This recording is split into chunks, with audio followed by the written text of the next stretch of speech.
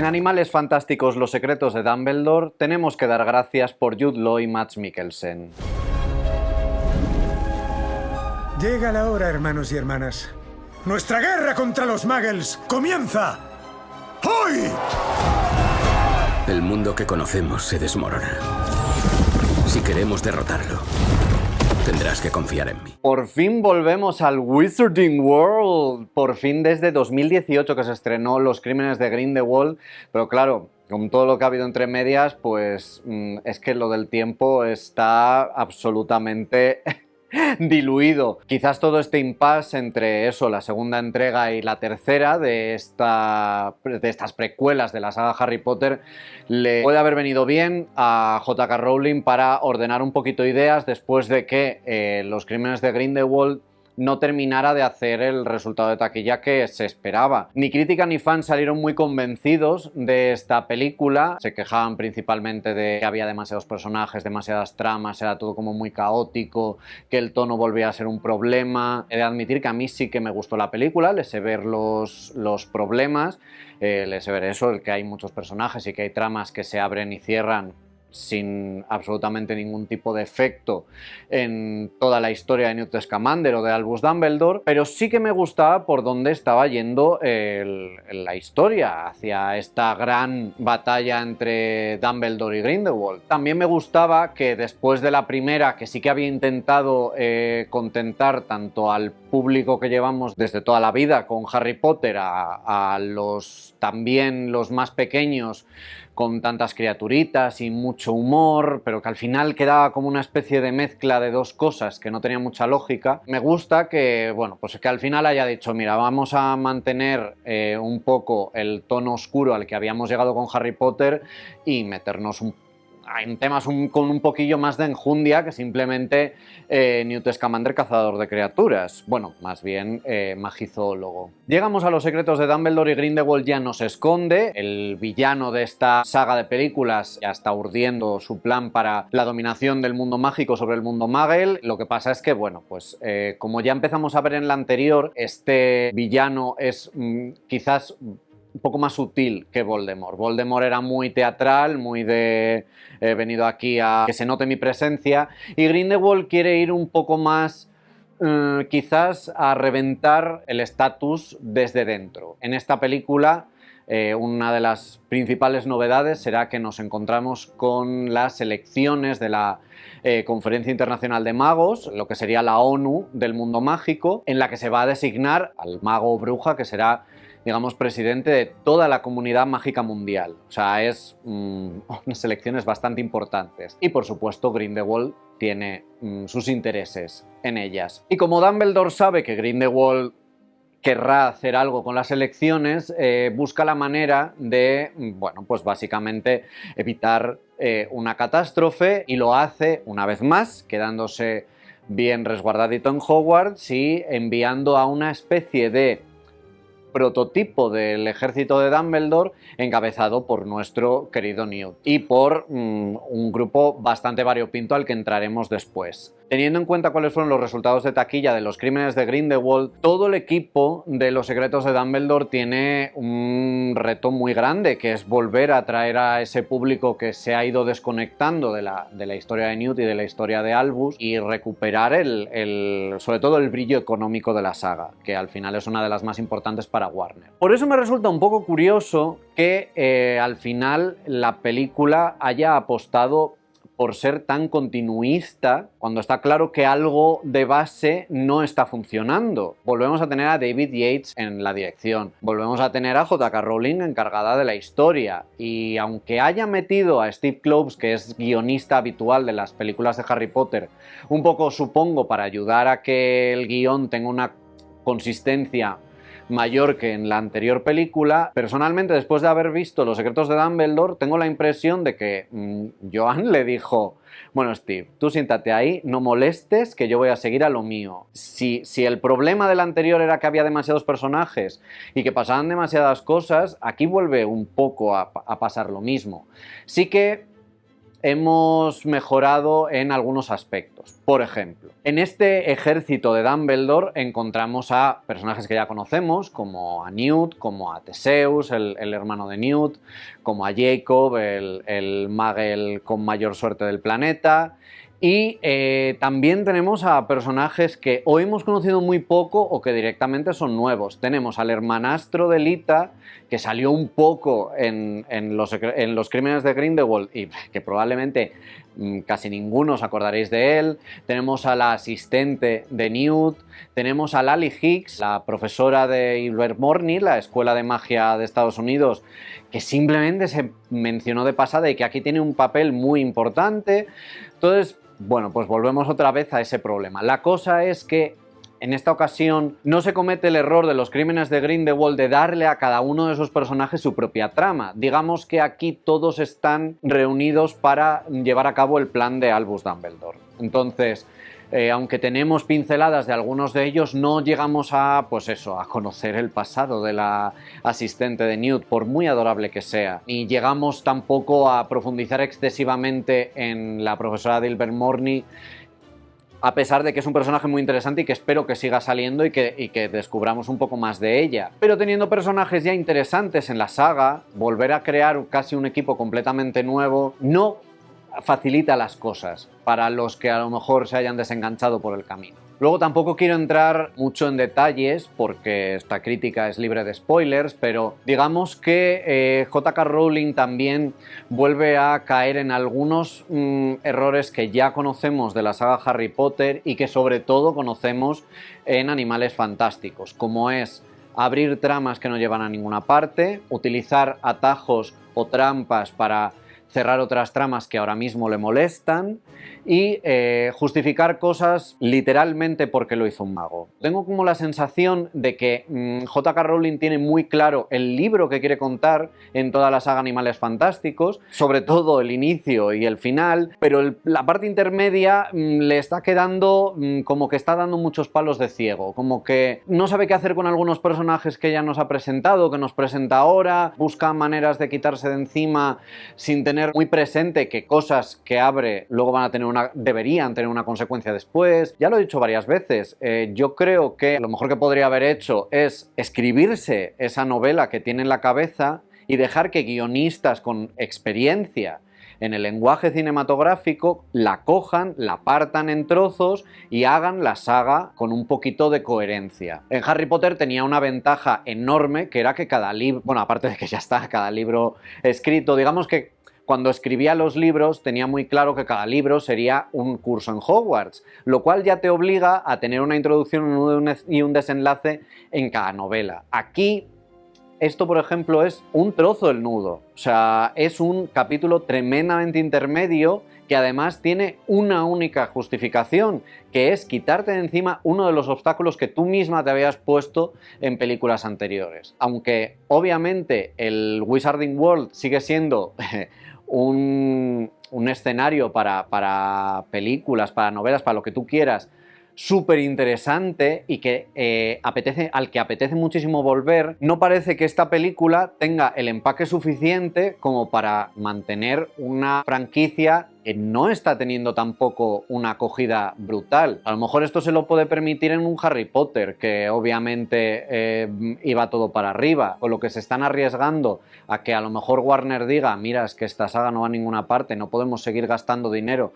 si no vamos a recuperarlo. Quizás Animales Fantásticos 3 debería haber sido más épica de lo que luego resulta. Y eso que tiene momentos muy épicos. Me voy a poner un poquito más optimista porque no quiero tampoco hundiros en la miseria. Animales Fantásticos 3 tiene cosas muy interesantes. Y esas dos cosas se llaman Albus Dumbledore y Gellert Grindelwald. Si habéis estado un poco pendientes de lo que ha ido saliendo, ya se ha visto que, bueno, pues que por fin se va a hablar abiertamente del elefante rosa en la habitación, que es, pues, los sentimientos que tenían Dumbledore y Grindelwald en el pasado y cómo esos sentimientos obviamente están afectando a esta saga que tiene que terminar con ellos dos enfrentados. Por fin escuchamos a Albus Dumbledore decir que estaba enamorado de Grindelwald, y gran parte de la trama del personaje será lidiar con ese pasado, cómo le afecta al presente y cómo tiene que poner los sentimientos que puedo tener a un lado para pararle los pies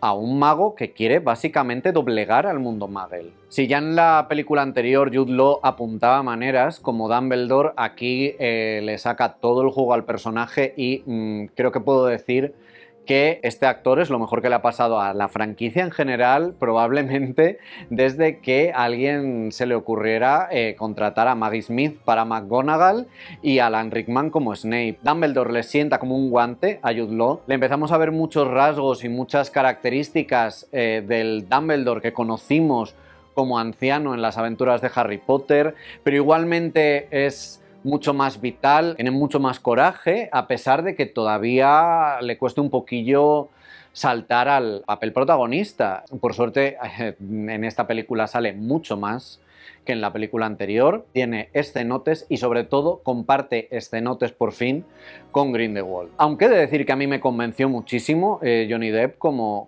Grindelwald, me sorprendió gratamente. Mads Mikkelsen es un actorazo y también hace lo que quiere con este villano, le da un toque, ya digo, un poco más político, un poco más sutil al mago tenebroso. Quizás entendemos mejor cómo sería capaz de convencer a magos para que se unan a su lado.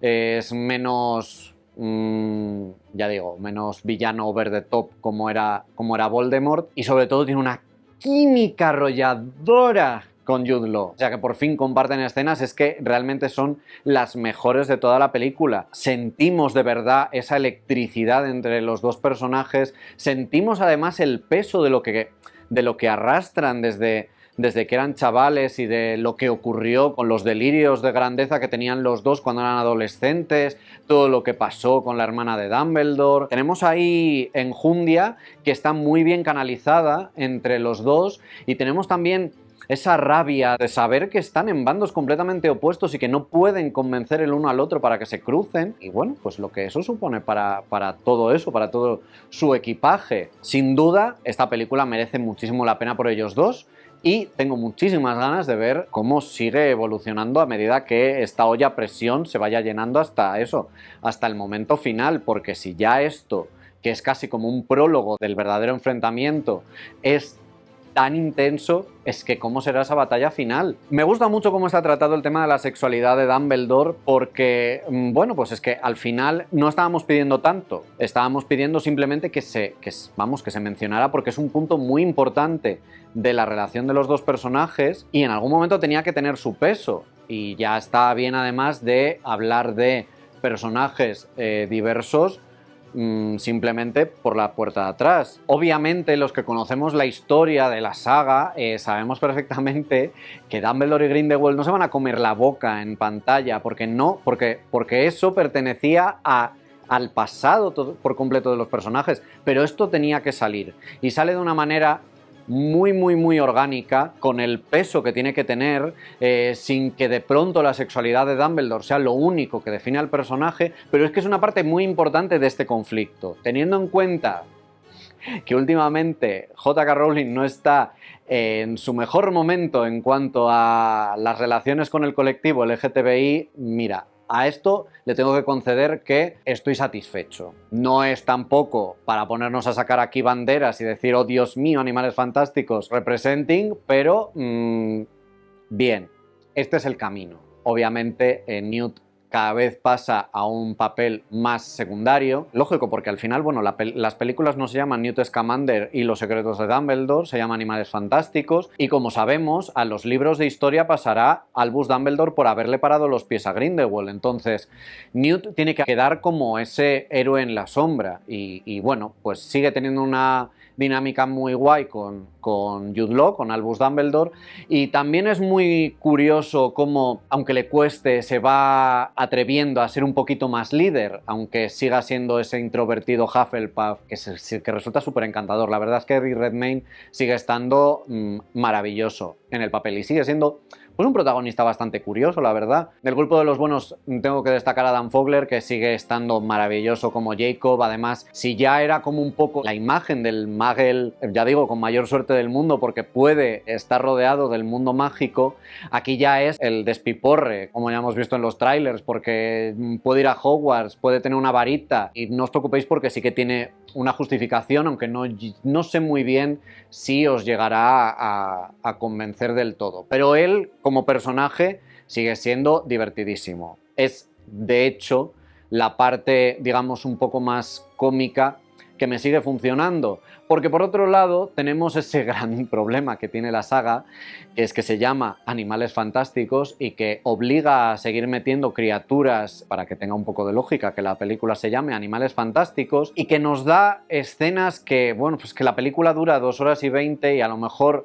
hay set pieces como una que ocurre en una especie de calabozos que en realidad podríamos habernos ahorrado para que la cosa fuera un poquito más ágil. Valoro el esfuerzo de intentar incluirlas, pero teniendo a Flitwick y teniendo al Niffler con su mano larga haciéndose con todo el oro que encuentra, yo creo que tenemos suficiente, pero bueno, es que la película se sigue llamando Animales Fantásticos. También tengo que destacar que todo el tercer acto es una pasada, está lleno de acción, está lleno de intriga, lleva toda la trama a un juego muy interesante, con un clímax también bastante interesante que hace que la película termine en alto. Es una pena eso, que las partes anteriores pues tengan tantos altibajos y sobre todo que la película en conjunto acabe quedando tan como un episodio intermedio y dé la sensación de que todavía queda mucho camino para recorrer cuando no tienen tanto. Si técnicamente el plan siguen siendo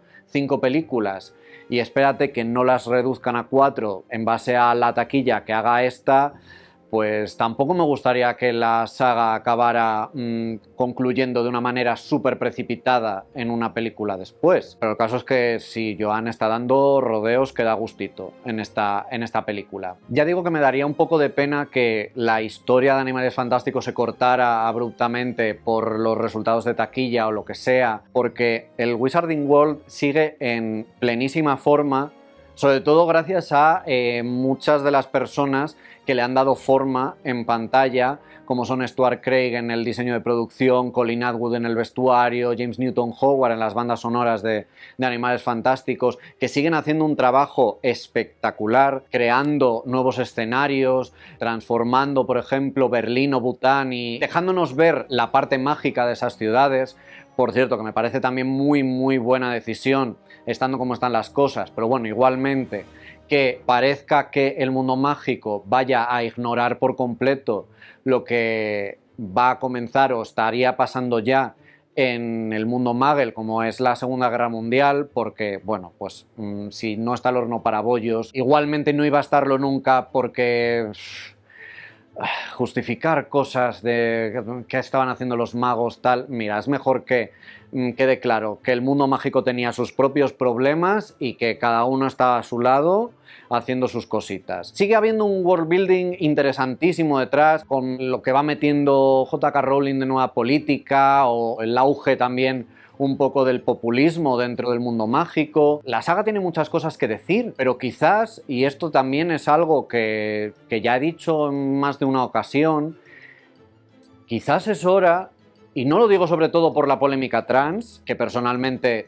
pues también, pero quizás en un plano absolutamente centrado en la narrativa, quizás es momento de que J.K. Rowling se dé cuenta de que tiene que dejar a otras voces, como ha pasado en la saga Star Wars, para que creen historias nuevas, que resulten frescas y que consigan darle un nuevo aire y nuevas energías a un mundo tan chulo en el que se pueden contar un montón de historias. No dudo que Animales Fantásticos, llegado a la conclusión, pues eso, nos dará una batalla para la historia mágica, pero es que tengo muchísimo la sensación de que JK no sabe qué quiere contar hasta llegar ahí, y el problema es que por el camino puede acabar hiriendo de muerte a la franquicia, que estoy seguro que Warner no va a dejar morir. O sea, ya se